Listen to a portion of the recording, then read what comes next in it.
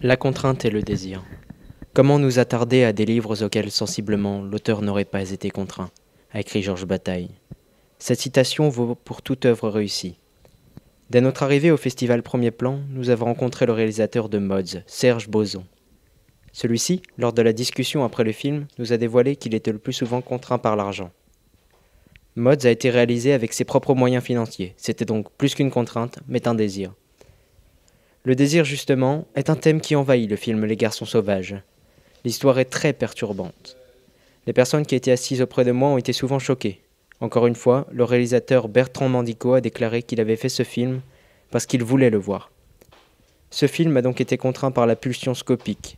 Son film, qu'il voulait voir, relate les tourments de 5 jeunes garçons qui se sont créés une entité maléfique imaginaire qui les autorise, d'abord masqués, à faire tout ce qu'ils veulent. Après avoir violé et tué leur professeur de lettres, les parents, pour les punir, les confient à un mystérieux capitaine qui promet d'en faire des agneaux.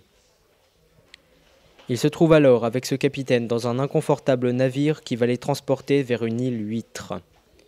Ce voyage initiatique s'avère des plus déconcertants, aussi bien pour eux que pour les spectateurs.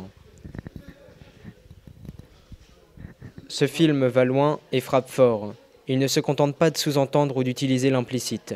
Il montre ce qu'il veut dire. Il le montre directement au spectateur sans se soucier du spectateur, de la morale et de la bienséance. Pour dire les choses, à notre tour clairement, les images comportent de nombreuses allusions sexuelles.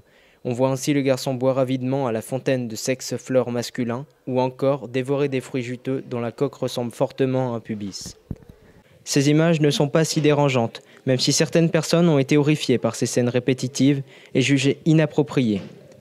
Il y a aussi très souvent des scènes simulant des orgies. J'avoue avoir été moi aussi dérangé par ces scènes, mais j'estime que la plupart des scènes sexuelles étaient justifiées.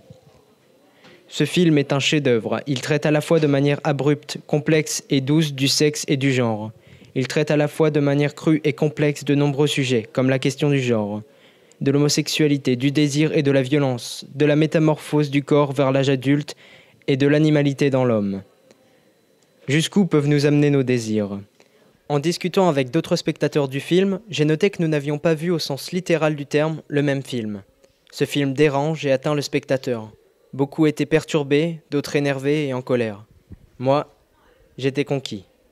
Cependant, il me semble tout de même que la limite d'âge n'est pas assez élevée et que le résumé du film ne prépare absolument pas à l'expérience visuelle et sonore qui nous attend.